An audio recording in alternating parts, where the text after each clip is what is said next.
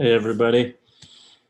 In talking about sexual harassment, an item that comes up is sexual harassment training.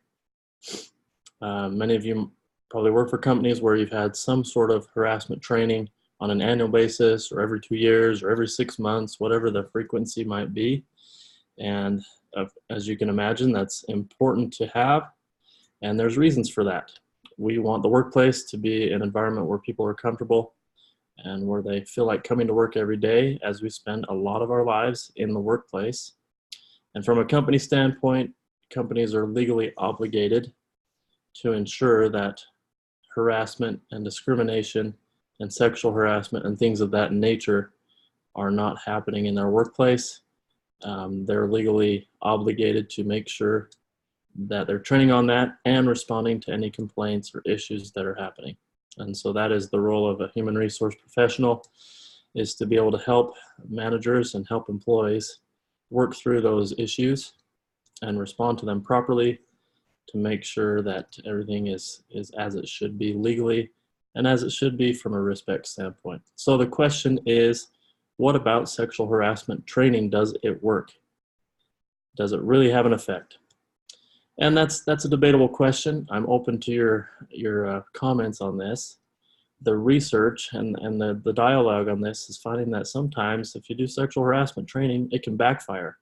It puts the behaviors in people's minds and calls things up that are put in people's view, and it's a tendency at times that harassment situations can actually arise more frequently through sexual harassment training. On the flip side, it is important that people know what to do if they're being harassed or discriminated against. It's important that people know where to go, who to talk to, how to report an issue.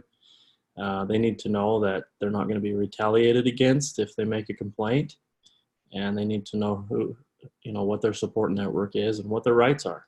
And so it's a double-edged sword. My comment on that is a comment about respect and a comment about the behaviors we reinforce in the workplace. So what if we designed our sexual harassment training not identifying the ins and outs and all the particulars of what could be a harassment behavior? Rather, what if we focused and reinforced behaviors of respect into our culture? I read an article a few months back in the Harvard Business magazine, and it was about the failure of feedback, and it made the point in there that we don't learn about success by studying failure. It's not a direct opposite. If we study failure, we're going to learn about failure. If we study sexual harassment, we're going to learn about harassment. But what if we study respect? What if we train on respect?